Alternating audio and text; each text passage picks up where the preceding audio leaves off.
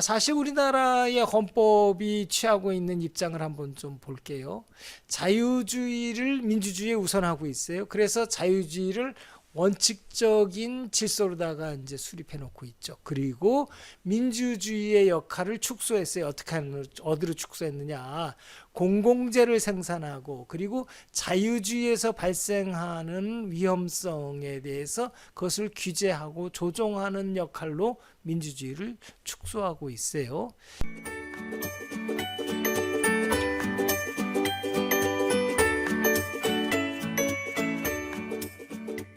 많은 사람들은 또 민주주의를 또 무조건 좋은 것으로 찾아가는 경향이 있어요.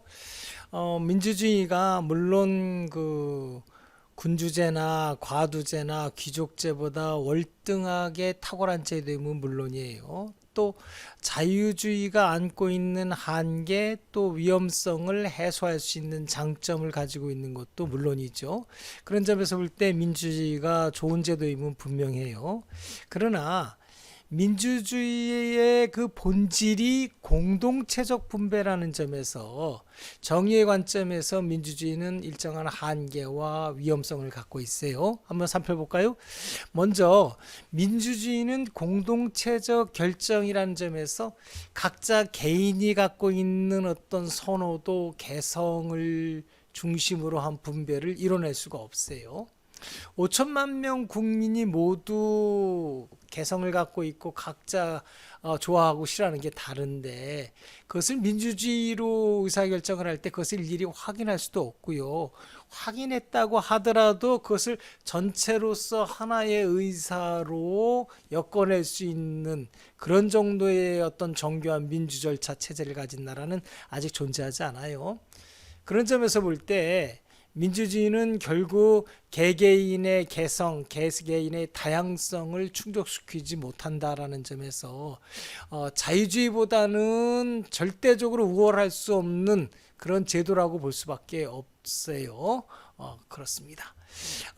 다시 말해서 민주주의만으로서 국가를 질서를 갖다 형성하겠다는 것은 굉장히 위험하다는 거죠. 또한 민주주의는 어떠냐면은 그것이 결정한 분배 내용이 반드시 공정하고 정의롭다고 또 보장하지 못하는 제도예요.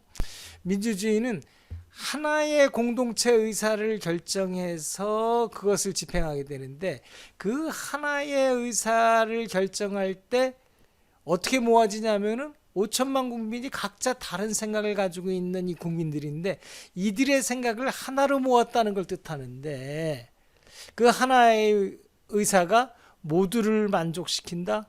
그것은 처음부터 불가능이죠. 결국 공동체 의사는 누구에게는 유리하고 누구에게는 불리할 수밖에 없는 그런 결정일 수밖에 없어요. 그게 본질입니다. 게다가 민주주의에 참여하는 국민의 숫자가 우리나라처럼 5천만에 이른다 그러면은 그 민주주의를 구현하는 방식 절차가 복잡해지고 다양하게 분화될 수밖에 없어요.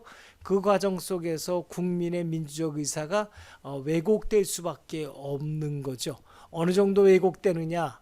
이 부분은 왜곡의 진폭을 줄여내는 것이 이제 민주주의의 과제인데요.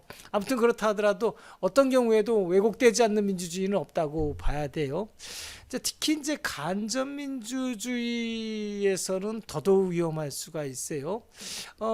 민주주의라는 이름으로다가 1인 독재 또는 뭐 특수한 지배계층의 독재가 가능하단 말이에요.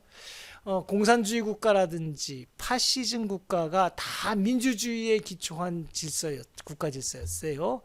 형식적으로는 민주적 정당성을 다 가지고 있죠. 실질적으로는 뭔가요?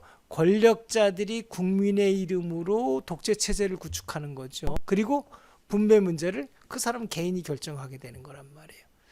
어떻게 되겠어요? 국민은 착취당했고 그 다음에 국민의 인권은 말살됐어요. 민주주의 이름으로 그랬다라는 거죠. 이처럼 민주주의는 자칫 그 독재자가 불공정한 분배를 하는 것을 강제하는 질서 또 내지는 심하면 공포정치로 가게 되죠. 공포정치로까지 전개될 수 있는 위험성을 안고 있어요. 정의의 관점에서 볼 때 민주주의, 공동체적 분배 질서는 그냥 무조건 찬양할 수 있는 그런 것은 아니에요. 민주주의는 민주주의가 할 수 있는 역할을 가진 어떤 분배제도이다 이렇게 보는 것이 합당하고요. 그러한 정의제도이다 이렇게 이해하는 것이 바람직하다고 보여집니다. 사실 우리나라의 헌법이 취하고 있는 입장을 한번 좀 볼게요. 자유주의를 민주주의에 우선하고 있어요. 그래서 자유주의를 원칙적인 질서로다가 이제 수립해 놓고 있죠. 그리고 민주주의의 역할을 축소했어요. 어디로 축소했느냐? 공공재를 생산하고 그리고 자유주의에서 발생하는 위험성에 대해서 그것을 규제하고 조정하는 역할로 민주주의를 축소하고 있어요.